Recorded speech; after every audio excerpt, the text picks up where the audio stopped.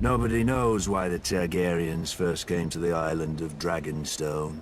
Old Valyria was then at the height of its power and the center of the civilized world, which ended at the Narrow Sea. Westeros was a filthy backwater with 7 kings squabbling over borders and minor glories. So much for progress. The island itself was and is nothing. It had no gold or gems to lure Valyrian nobility. All it has is rock, mostly a shiny black stone too brittle for war and too sharp for building. The Targaryens called it dragon glass. I call it useless. But the Targaryens managed to raise a castle here. Simpletons claim they used ancient Valyrian sorcery, forgetting that the Targaryens brought a small army with them from Essos. There's no magic in strong backs, though admittedly the castle is unlike any in Westeros. Foreign and strange.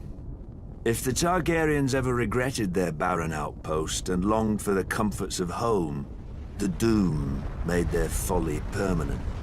Valyria collapsed into the waves and was no more. To look east was to see the ruin of their homeland, the greatest civilization before or since. But to look west, as Aegon realized, was to see a fertile land ripe for conquest. Perhaps even a new Valyria. Though good for little else, Dragonstone was the perfect staging point for Aegon's invasion of Westeros. The Blackwater Bay granted easy access to the continent.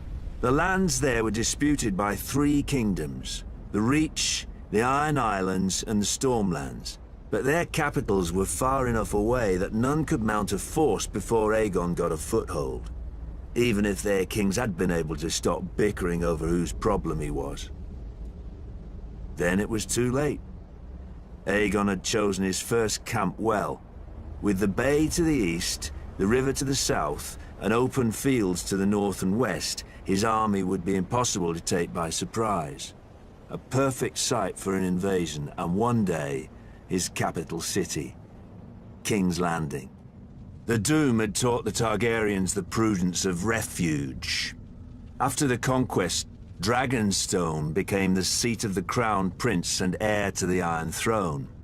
It would serve them well, and me ill, 300 years later, after my brother Robert Baratheon rebelled against the Iron Throne and the Lannisters slaughtered the Mad King Aerys and his royal family. Robert dispatched me to deal with the last surviving Targaryen children, but before I arrived, a loyal knight smuggled them across the Narrow Sea to safety. Hatred for the Targaryens blinded Robert. Unjustly, I was blamed, and stripped of our family's castle of Storm's End, and given Dragonstone in its stead. Over the years, whenever I demanded my rights restored, Robert would remind me of the island's royal pedigree and pretend he was doing me honor, as if I were one of his tavern girls to be so easily deceived and dismissed.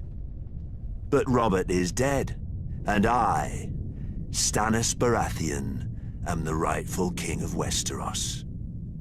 Let the usurpers and traitors sit on the Iron Throne. From Dragonstone,